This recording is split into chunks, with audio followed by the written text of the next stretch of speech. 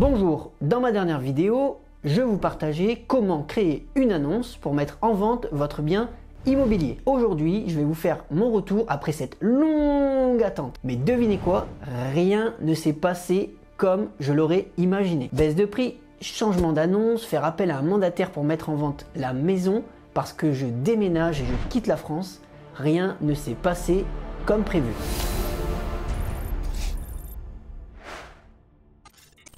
Moi c'est Thibaut et bienvenue à ceux qui découvrent la chaîne. Ici on parle immobilier, investissement et on fait des travaux quand les projets s'y prêtent. Carrelage, rénovation, peinture, voilà tout ce que nous avons déjà réalisé ici. Si ce n'est pas déjà fait ou que tu es nouveau, clique sur le bouton s'abonner rouge juste en dessous de la vidéo, ça soutient la chaîne, ça permet de faire comprendre à l'algorithme que tu aimes le contenu que je fais.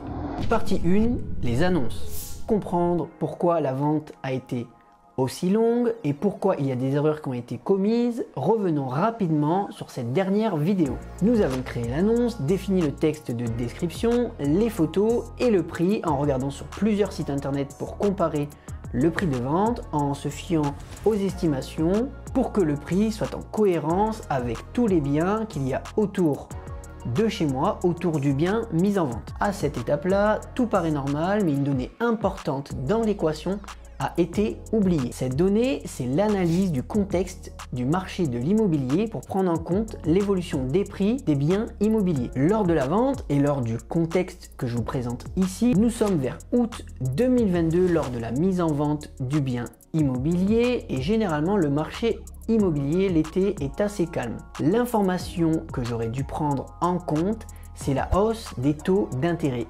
immobilier qui, comme vous allez voir par la suite, a fait basculer le marché dans un élan un peu baissier. Le problème ne venait donc pas des annonces, mais bien d'autres choses. Prenons un exemple concret. Disons que vous avez une enveloppe de 100 000 € avec les taux d'intérêt d'il y a 4 ou 5 ans qui étaient vers les 1,40. Tout ça pour bien évidemment l'achat d'une résidence principale. On restera sur cette base-là pour l'exemple. Aujourd'hui, si vous comparez les taux d'il y a 4 ou 5 ans avec ceux d'aujourd'hui qui sont à 4%, vous allez vous rendre compte que votre enveloppe emprunteur va largement diminuer. Vous n'aurez peut-être plus 100 000 €, mais moins à cause de ce taux d'intérêt élevé. On comprend donc ici qu'avec ce contexte actuel du marché immobilier, cela change la donne. Vous pourrez peut-être faire votre projet immobilier ou totalement l'abandonner en fonction du moment où vous voulez acheter. Partie 2, bilan sur les annonces. À partir d'ici, tout allait bien pour moi, les annonces étaient publiées et j'allais présenter les travaux que j'avais réalisés pendant 5 ans aux futurs acquéreurs et aux visites qui allaient se présenter à moi. Sauf que j'étais loin d'imaginer que tout ne se passerait pas comme prévu. 2 semaines après avoir publié l'annonce, pas beaucoup d'appels, pas beaucoup de messages, je crois bien que j'ai eu un seul message. Autant vous dire qu'après ces 2 semaines, normalement, si votre bien réagit, entre guillemets, vous devriez avoir des appels et même peut-être décrocher des visites dans ces 2 semaines. À partir de là, je commençais à me poser quelques questions et je trouvais ça un peu bizarre. J'ai quand même laissé s'écouler 1 mois et je me suis dit que je verrais et que j'attendrais pour voir si ça réagissait. 1 mois après, le bilan était le même et je me suis dit que là, il fallait que je réagisse. Donc si vous êtes dans le même cas que moi à ce moment-là, posez-vous les bonnes questions, ne restez pas campé sur vos positions et ajustez quelque chose. Le prix ou vos photos, regardez bien votre bien pour éviter de rester bloqué et d'avoir votre bien qui vous reste sur les bras. Partie 3, les visites, changement de stratégie, le voyage approche. Changement de plan et changement de stratégie total. Comme vous l'aurez compris, dans la vidéo précédente, je vous mets un lien ici ou ici. Je voulais vendre mon bien tout seul.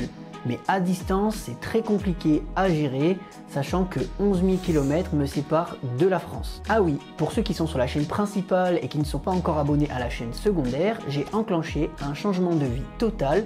Je suis parti vivre à l'île de la Réunion, j'ai tout recommencé à zéro et mon objectif, c'était ça. Pour réaliser cet objectif, il fallait donc tout quitter, tout vendre et notamment la maison. À partir d'ici, je réagis et je contacte 2 personnes de mon réseau pour leur laisser la main pour qu'ils gèrent et mettent en vente mon bien immobilier. Les avantages de passer par un mandataire, c'est la grande exposition que vous allez avoir. Grâce à eux, vous serez sur tous les sites en même temps et aussi votre bien sera géré. Vous aurez un suivi de la vente et même un suivi chez le notaire si vous le souhaitez. Qui dit mandataire dit aussi petit inconvénient, vous allez devoir inclure sa marge dans votre prix de vente et ça va faire baisser votre prix net vendeur. Vous allez aussi vous exposer à des personnes qui détestent les agences et détestent les mandataires pour acheter un bien. C'est aussi quelque chose qu'il faut prendre en compte. Et enfin, vous ne gérez pas forcément votre bien vous-même, ça peut être contraignant pour des personnes comme moi au départ qui voulaient gérer leur projet tout seul.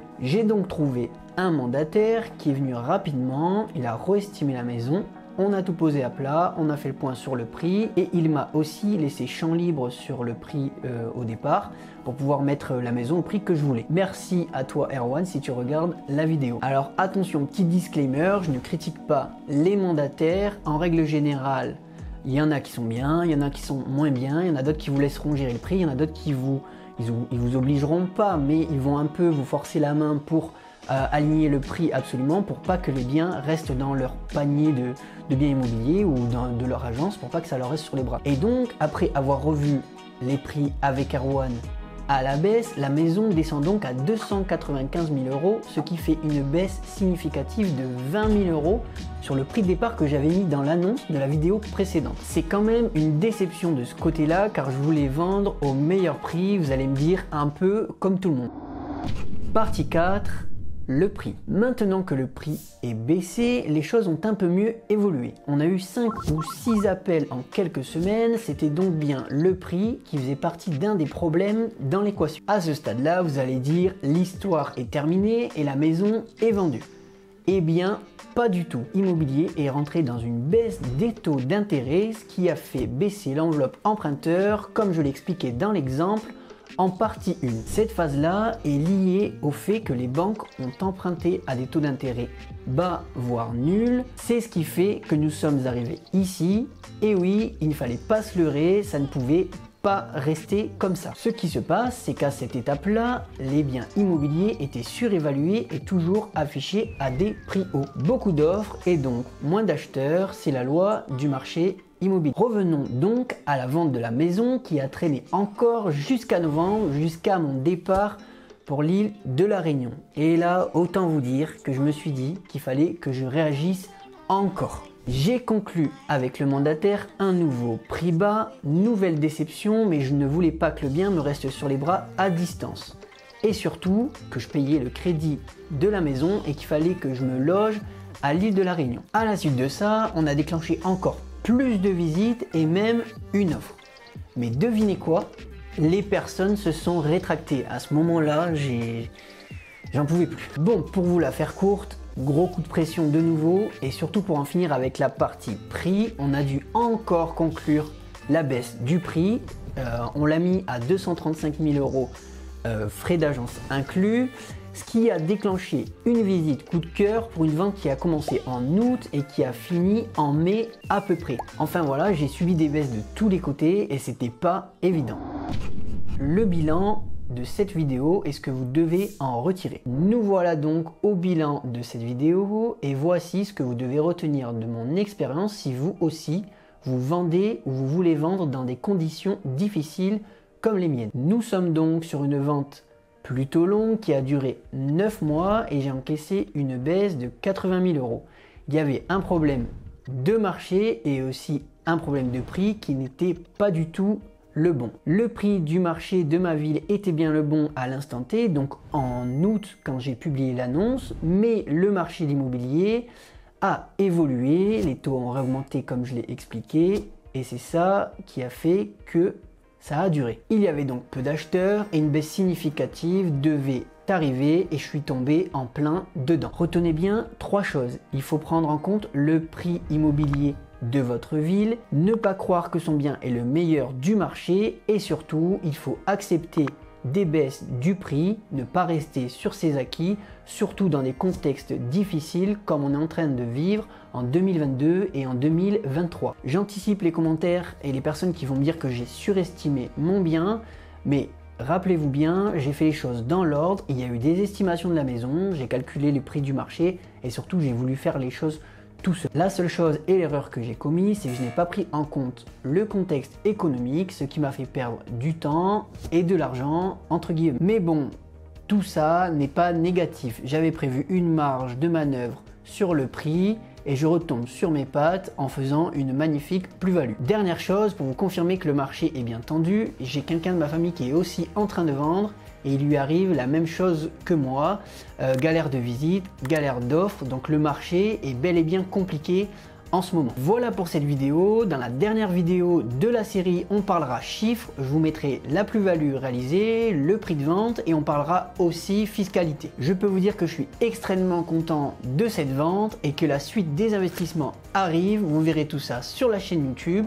N'oubliez pas de vous abonner, d'activer la cloche des notifications pour ne rien manquer et je vous dis à plus pour une nouvelle vidéo. Ciao!